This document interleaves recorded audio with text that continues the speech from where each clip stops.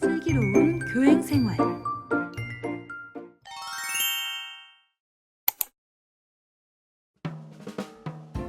주무관님, 저 자취해서 월세 세액공제 받고 싶은데 서류 뭐 내야 돼요? 네? 주무관님, 연말정산 서류 내려왔어요. 저 이제 다 된 거 맞죠? 네? 제가 신규일 때 제일 자주 했던 말이 바로 네? 였습니다. 부끄럽네요. 아직 연말정산을 겪어보지 못한 초보 교행 여러분, 다가올 연말정산을 생각하니 불안하고 두근두근 떨리시죠? 연말정산이 대체 뭐지?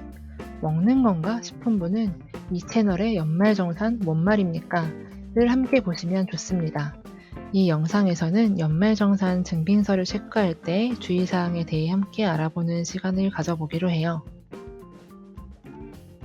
우선 학교의 연말정산은 나이스를 통해 이루어집니다. 국세청 간수화 서비스를 이용하여 다운받은 자료를 소득자 본인이 직접 나이스에 업로드하고 민적공제 사항과 국세청 간수화 서비스에 앞서 소득자가 직접 발급받아온 증빙들을 소득자 본인이 직접 나이스에 입력합니다. 그리고 발급받아온 서류와 나이스에 업로드한 국세청 PDF, 나이스 출력물을 담당자에게 제출하면 소득자의 연말정산은 끝인 셈이죠. 소득자는 집으로 갔고 이제 생토보인 내 손에 한 묶음의 서류만 남았습니다. 펼쳐봅니다. 중분 빼고 다 초면이네요. 사실 여러분 벌써 한 가지 실수를 하셨어요. 소득자가 제출한 서류는 되도록이면 받자마자 그 자리에서 소득자와 함께 검토해야 해요.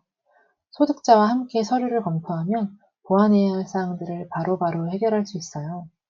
모두가 퇴근한 어두운 저녁, 나 홀로 행정실에 남아 표면인 서류들과 씨름하지 맙시다.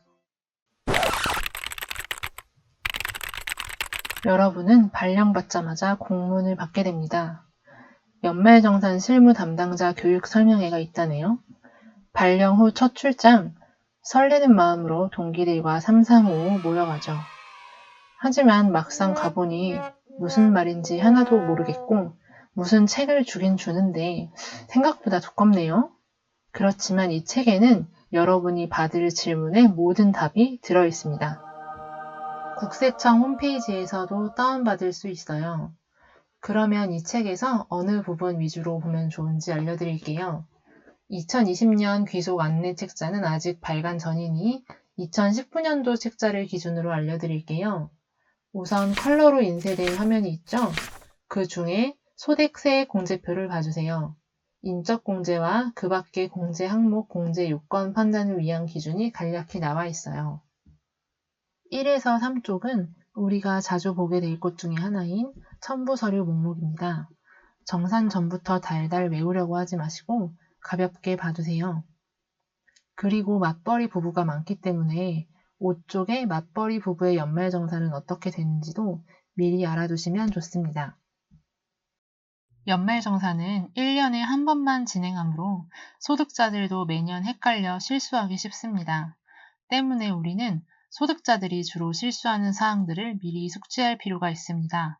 이때 33에서 43쪽 중점 확인 사항과 과다 공제의 주요 항목을 미리 읽어두면 도움이 됩니다.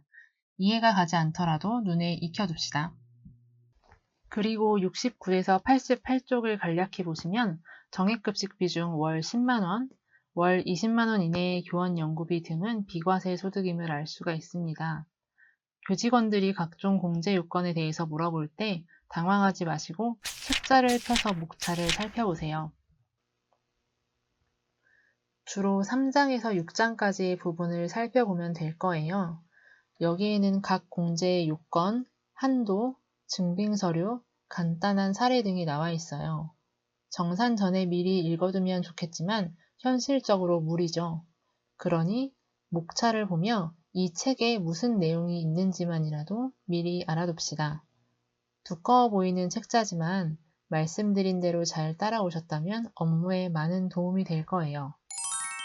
모든 근로자는 소득세액 신고서 내용을 충분히 검토하고 사실 그대로를 정확하게 기재했는지 확인한 후 직접 서명하여 원천 징수 의무자에게 제출할 의무가 있고 연말정산 시 소득세액공제를 실제와 다르게 신청하여 과다하게 공제를 받은 납세자는 과소 납부한 세액과 더불어 신고 불성실 가산세와 납부 불성실 가산세를 추가로 부담해야 합니다.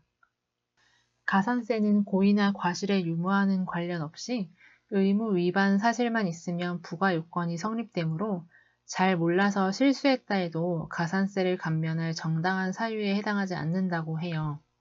연말정산 전 교직원들에게 연말정산에 대해 안내할 때 일정 나이스에 업로드하는 법 외에도 국세청의 안내책자를 활용해서 각종 공제 요건이나 첨부 서류 등을 사전에 안내해주면 소득자도 담당자인 여러분도 모두 연말정산에 쏟는 시간을 줄일 수 있겠죠?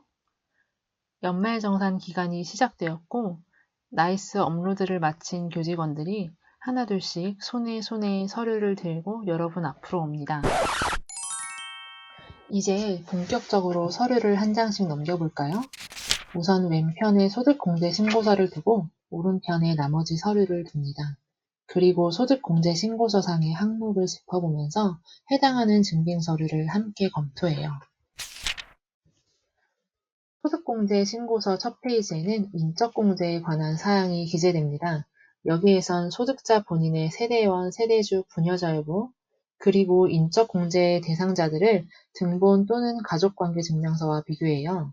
소득자가 세대주가 아니라면 주택 관련 소득공제를 받을 수 없는 경우가 있어요. 세대주, 세대원을 나이스에 올바르게 체크했는지 등본을 보며 반드시 확인해주세요. 등본이나 가족관계증명서 등은 꼭 모든 구성원의 주민번호 뒷자리까지 나와야 한다고 사전에 안내해 주셔야 해요. 등록된 가족의 주민번호나 성명이 틀리면 연말정산 나이스 마감이 불가능하거든요. 그리고 부녀자의 경우 종합소득금액이 3천만 원 이하인 거주자 중 배우자가 있는 여성이거나 배우자가 없는 여성으로서 기본 공제 대상자인 부양가족이 있는 세대주인 경우만 해당되는데 나는 결혼했으니 부녀자인가? 싶어서 체크하시는 분들이 간혹 계시니 소득공제 신고서를 잘 확인해 주셔야 해요. 그리고 아직 소득이 제법 있거나 젊으신 부모님을 인적공제 대상으로 등록하지 않았는지 소득자에게 확인하고 장애가 없는 가족을 장애가 있다고 체크하지 않았는지 관련 증빙과 비교해 봅니다. 배우자가 있다고 해서 무조건 인적공제 대상이 되는 것은 아니고 맞벌이의 경우 배우자의 연간 총 소득금액이 100만 원을 초과하면 배우자는 인적공제 대상이 되지 않으니 배우자의 소득 역시 소득자 본인에게 확인해야 합니다. 그리고 보장성 보험료의 경우 기본 공제 대상자가 아닌 부양가족을 위해 지출한 보험료는 공제 대상이 아니니 피보험자가 기본 공제 대상자인지 여부를 확인해 주셔야 해요. 그리고 이쪽에는 홈택스 PDF로 업로드한 카드 사용액이 기재되어 소득자가 인적공제 대상자에 대한 자료 제공 동의 등 공제 요건 확인 절차를 제대로 거쳤다면 기본적으로 홈택스 업로드물은 홈택스를 믿으면 됩니다. 그렇지만 연도 중 신규 채용자가 있다면 홈택스 자료 다운 시 1월에서 12월까지 전체를 체크하여 다운받은 것은 아닌지 확인해야 합니다. 2020년 3월 1일자 신규 선생님의 경우 근로소득이 있는 월에 대해서만 정산하는 것이므로 홈택스에서 3월에서 12월까지의 공제 자료만 다운받아 업로드해야 합니다.